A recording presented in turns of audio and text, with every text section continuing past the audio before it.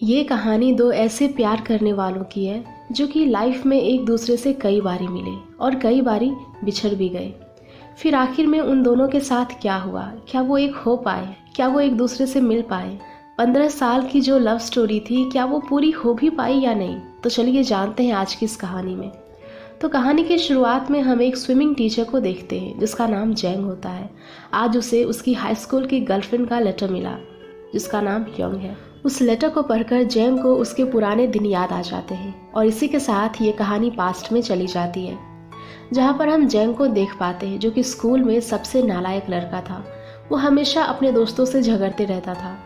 ऐसे ही एक दिन जब वो अपने दोस्तों से मार खा रहा था, तभी उसकी नज़र योंग पर पड़ती है, जिसे देखते ही उसे पहली नज़र वाला प्यार हो जाता है। वो बेचारा मार खाते खाते उसकी ही तरफ देखकर मुस्कुरा रहा था। फिर उसके पास जाकर वो उसके साथ बातें करने की कोशिश करता है। वो उसे कहता है कि अगर तुम्हें किसी भी चीज़ की ज़रूरत पड़े या फिर किसी भी बात में मदद चाहिए हो तो तुम मुझे बता सकती हो। लेकिन योंग उसकी फटी हुई पैंट को देखकर कहती है कि पहले तुम अपनी मदद करो, फिर मेरे बारे में सोचना। योंग हाई स्कूल की सबसे ब्यूटीफुल लड़की थी जिसे हर कोई इम्प्रेस करने में लगा रहता था। हमारा बेचारा जैंग भी उसे पटाने की काफ़ी कोशिश करता है। वो अपना इम्प्रेशन बनाने के लिए उसके सामने काफ़ी बड़ी बड़ी भी फेंकता है। इससे पहले उसकी 5 गर्लफ्रेंड हुआ करती थी, लेकिन योंग उसके स्टूपिड बिहेवियर से उसके ऊपर ज़्यादा ध्यान नहीं देती। स्कूल का स्विमिंग टीम का कैप्टन भी उसे काफ़ी पसंद करने लगा था। वो उसे अपनी ट्रॉफी दिखाते हुए अपने साथ बाहर चलने के लिए कहता है, लेकिन योंग उसे ज़्यादा कुछ भाव नहीं देती और जैंग को वहाँ से अपने साथ लेकर चली जाती है। लेकिन अगले दिन कैप्टन ने योंग को छेड़ने की कोशिश की, जिसके चलते जैंग का कैप्टन के साथ झगड़ा हो गया। उन दोनों के बीच में काफ़ी फाइट हुई, लेकिन बाद में कैप्टन कहता है कि ऐसे झगड़ने से कोई भी फायदा नहीं है, हमें एक स्विमिंग कंपटीशन करना चाहिए। जो भी इस कंपटीशन को जीत लेगा योंग उसकी गर्लफ्रेंड हो जाएगी, और अगर मैं जीत गया तो योंग को अपने पीठ पर लिखवाना होगा कि वो मेरी गर्लफ्रेंड है। और इन दोनों के बीच में कंपटीशन लग चुका था, जिसे जीतने के लिए जैंग दिन रात मेहनत करता है और इसी के चलते जैंग की योंग के साथ काफ़ी अच्छी फ्रेंडशिप भी हो जाती है। अब कंपटीशन वाला दिन आ चुका था, जहाँ पर जैंग ने कैप्टन को काफ़ी अच्छी फाइट दी, लेकिन आखिर में वो कैप्टन को हरा नहीं पाया। अब योंग को अपनी पीठ पर लिखवाना था कि वो कैप्टन की गर्लफ्रेंड है, पर वो पहले से ही ऐसा लिखवा चुकी थी। जिसके बाद वो जैंग के पास आती है और दोनों खुशी खुशी वहाँ से चले जाते हैं, जैसे कि उन दोनों को इस बात से कोई फर्क ही नहीं पड़ रहा था। अब इसके बाद वो दोनों बीच पर आते हैं, जहाँ पर योंग जैंग का एक ब्यूटीफुल सा स्केच बनाती है। लेकिन जब वो वहाँ से जाने लगते हैं, तभी योंग अपने फादर की गाड़ी को वहाँ से जाते हुए देखती है, जिससे कि वो काफ़ी ज़्यादा घबरा जाती है। अगले दिन वो स्कूल भी नहीं आती, जिससे जैंग काफ़ी परेशान हो जाता है। तो वो रात में उसके घर चला जाता है, जहाँ पर वो देखता है कि योंग के फादर ने उसके पूरे घर को तहस नहस कर दिया है। दरअसल योंग के फादर काफ़ी बेरहम इंसान है, जो हमेशा उसकी माँ को मारते रहता था। तो अपने पति से बचने के लिए उसकी माँ अपनी बेटी को लेकर इस टाउन में शिफ्ट हो गई। जैंग उसे इस सब के बारे में पूछता है, लेकिन योंग उसे वहाँ से जाने के लिए कहती है। अब थोड़ा सा माहौल शांत होने के बाद वो जैंग को कॉल करती है और अपनी सारी सिचुएशन बताते हुए कहती है कि अब उन्हें इस टाउन को भी छोड़ना होगा। हम दोनों एक साथ मिले, एक साथ कई सारी मस्ती की, इसके लिए वो थैंकफुल है। और फिर इस कॉल के बाद वो वहाँ से चली जाती है। रात का समय था, बारिश हो रही थी, पर फिर भी जैंग ने उसे ढूंढने की काफ़ी कोशिश की, पर वो उसे कहीं भी नहीं मिली। अब हम देखते हैं कि थोड़ा समय बीत चुका था, जहाँ पर जैंग अपनी पढ़ाई वगैरह छोड़कर एक कंप्यूटर सेंटर में काम करने लगा है। अब उसके स्कूल का एक फ्रेंड उससे मिलने के लिए आया है। वो उसे अपना आईफोन दिखा रहा था, जिसमें जैंग जब उसके यूनिवर्सिटी की फ़ोटोज़ देखता है तो उसे उस फोटो में योंग भी दिखाई देती है, जिसे देखकर वो काफ़ी ज़्यादा खुश हो जाता है। अब वो तय कर चुका था कि वो इस यूनिवर्सिटी में अपना एडमिशन कराएगा, जिसके लिए वो काफ़ी मेहनत भी करता है। उसकी माँ और उसके फ्रेंड ने भी उसकी काफ़ी हेल्प की, जिसकी वजह से उसका एडमिशन उस यूनिवर्सिटी में हो जाता है। यूनिवर्सिटी पहुंचने पर वो योंग को यहाँ वहाँ ढूंढने लगा। योंग उसके सामने से आ ही रही थी। उसे ऐसा लग रहा था कि वो उसे देखते ही गले से लगा लेगी, लेकिन ऐसा कुछ भी नहीं हुआ, बल्कि पहली बारी में तो वो उसे पहचान भी नहीं पाती। जैंग उसके पास जाता है, उससे बातें करता है। वो दोनों एक दूसरे से मिलकर काफ़ी खुश थे।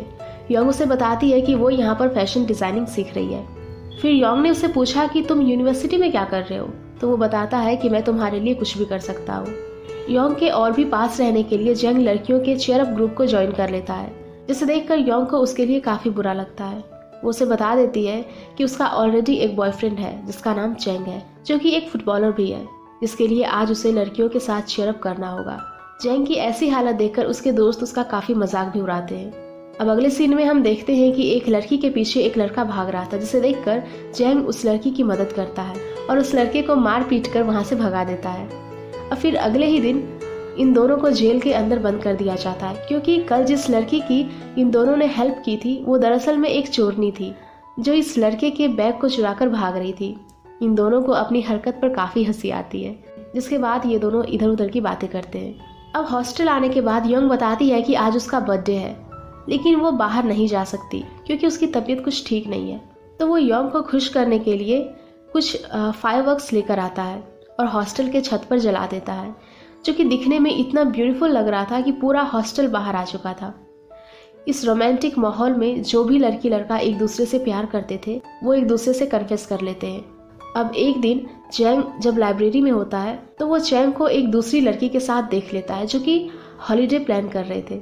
ये देखकर जैंग को उसके ऊपर शक हो जाता है।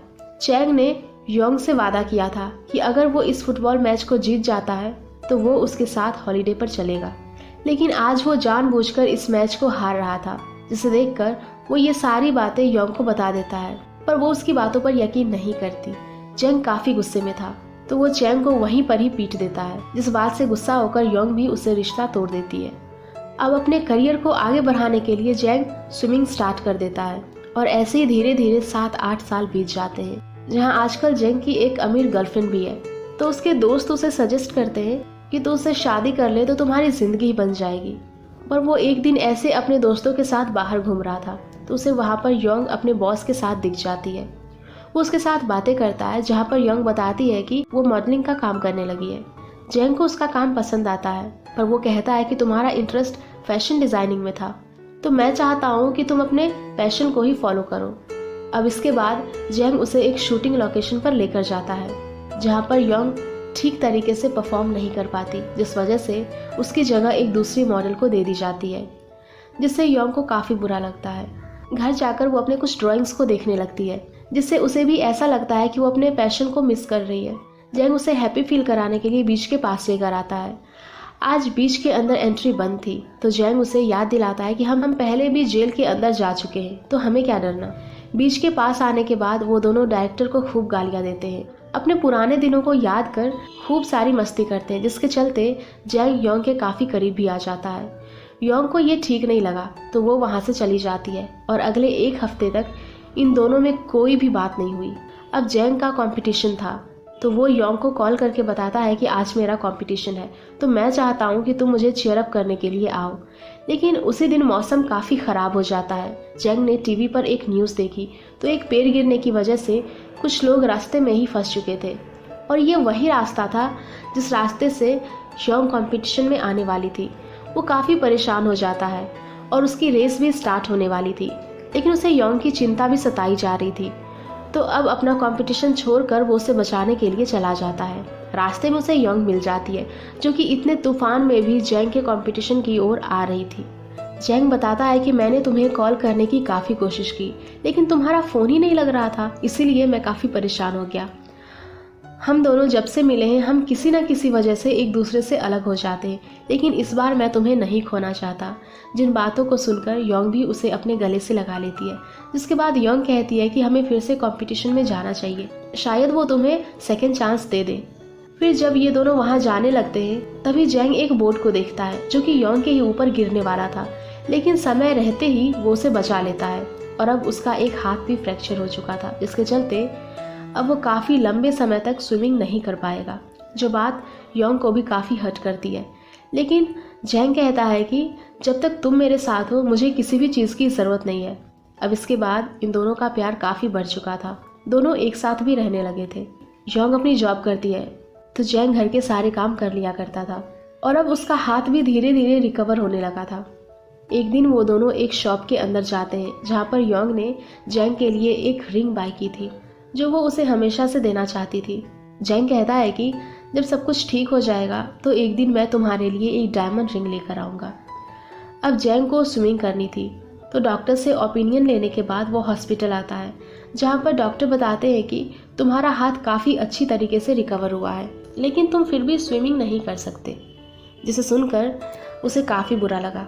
जिस फील्ड में वो अपना करियर बनाना चाहता था अब वो उसे नहीं बना सकता, तो अब वो अपने लिए छोटी मोटी सी जॉब ढूंढने की कोशिश करता है। लेकिन काफ़ी जगहों पर अप्लाई करने के बाद भी उसे जॉब नहीं मिलती। योंग जॉब करती थी तो वो रेंट वगैरह पे कर सकती थी, लेकिन ये बात जैंग को अच्छी नहीं लगती। आजकल योंग के फादर काफ़ी बीमार रहने लगे थे, जिसके चलते उनकी मौत हो जाती है, जहाँ पर उसके फ्रेंड्स भी उनसे मिलने के लिए आए होते हैं। जैंग अपने एक फ्रेंड से कहता है कि अगर वो हाई स्कूल में योंग से ना मिला होता तो आज उसकी लाइफ काफ़ी अलग होती। मैं खुद को रिग्रेट करता हूँ कि मैं उससे मिला, मेरी वजह से उसे भी काफ़ी तकलीफ़ें सहनी पड़ी है। मैं जॉब नहीं करता और वो हम दोनों के लिए दिन रात मेहनत करती है। मैं उसे एक अच्छा फ्यूचर भी नहीं दे सकता। मैं उससे मिलना भी रिग्रेट करता हूँ। अब वो सारी बातें योंग पीछे से सुन लेती है, जिससे कि वो काफ़ी दुखी भी होती है। वो कहती है कि मेरे फादर हमेशा से दूसरों को ही ब्लेम किया करते थे। हम लोगों ने उनसे कभी भी एक्सपेक्ट ही नहीं किया, पर फिर भी वो मेरी माँ को खूब मारा करते थे। जैंग रिग्रेट करता है कि योंग उसकी लाइफ में आई, जो बात योंग को काफ़ी हर्ट करती है, तो वो उसके पास से चली गई। जैंग को इस बात का रियलाइज़ हो गया तो वो उसके पास जाकर उससे माफ़ी मांगने की कोशिश भी की कि अब वो ऐसी गलती फिर से कभी नहीं करेगा, जिसका उसने उसे वादा भी किया। लेकिन योंग मानने वालों में से नहीं थी। वो उसे कहती है कि कल तुम्हारा इंटरव्यू है, उसे अच्छे से पास करना, दूसरों के लिए नहीं तो खुद के लिए ट्राई ज़रूर करना। जिसके बाद वो उसके ज़िंदगी से हमेशा के लिए चली गई। लेकिन जाने से पहले वो जैंग को एक लेटर लिख कर गई थी कि मैं खुद को रिग्रेट करती हूँ। स्कूल में हम दोनों ने जो टाइम वेस्ट किया वो वेस्ट नहीं होना चाहिए था। मुझे तुम्हें अच्छे से ट्रीट करना चाहिए था। मुझसे मिलना तुम रिग्रेट करते हो, इस बात को मैं ऐसे ही जाने नहीं दे सकती। अगर हम दोनों एक साथ रहे तो हम एक दूसरे को हर्ट करते रहेंगे और ये बात मैं नहीं चाहती थी। अब इसके बाद जैंग खुद के लिए काम करना शुरू कर देता है। एक बार फिर से स्कूल जाकर वो काफ़ी मेहनत करता है और फिर आखिर में वो वहाँ का स्विमिंग टीचर बन जाता है। अब उसके पास एक अच्छी जॉब थी, सब कुछ सही था, लेकिन फिर भी वो योंग को आज भी याद करता है। वो उसे अभी तक भुला नहीं पाया। अब एक दिन उसे योंग की शादी का इनविटेशन कार्ड मिलता है, जिससे वो काफ़ी ज़्यादा हर्ट हो जाता है। उसके दोस्तों को पता था कि जैंग यहाँ से भागने की कोशिश करेगा, तो उन्होंने एक बोट रेंट पर ली और जैंग को वहीं पर बिठा कर रखा। लेकिन आखिर में वो खुद को रोक नहीं पाता और पानी में छलांग लगाकर वो ज़मीन पर आ जाता है और फिर शादी वाली जगह पर आकर वो अपने दोस्तों के साथ योंग से मिलने का प्लान बनाता है। बड़े ही चालाकी से उन्होंने योंग के कमरे का पता लगाया और उसके फ्रेंड्स बाकी के लड़कियों को बाहर लेकर चले जाते हैं। योंग काफ़ी ब्यूटीफुल लग रही थी। उसको खुश देखकर वो उसके चेहरे की इस खुशी को छीनना नहीं चाहता था, क्योंकि वो उससे प्यार करता है और वो हमेशा उसे खुश देखना चाहता है और योंग की खुशी में ही उसकी खुशी है। वो उसे थैंक्स कहता है उसकी ज़िंदगी में आने के लिए, उन प्यारे मोमेंट्स को देने के लिए जिसे वो कभी भी भुला नहीं पाएगा। योंग भी उसे माफ़ करके थैंक यू बोलती है, जो टाइम उसने उसके साथ बिताया, जो उन दोनों के लिए काफ़ी स्पेशल था। जैंग तो उसे अपने साथ भगा ले जाने के लिए आया था, पर योंग के चेहरे पर इस खुशी को देखकर वो ऐसा नहीं करता और उसकी आगे की लाइफ के लिए बेस्ट ऑफ लक कहकर वहाँ से चला जाता है। एंड इसी के साथ ये मूवी यहीं पर ख़त्म हो जाती है। सो गाइज़, अगर आप लोगों को ये मूवी पसंद आई हो तो प्लीज़ वीडियो को लाइक करना, शेयर करना और ऐसे ही वीडियोज़ के लिए हमारे चैनल को सब्सक्राइब ज़रूर करना। Thank you.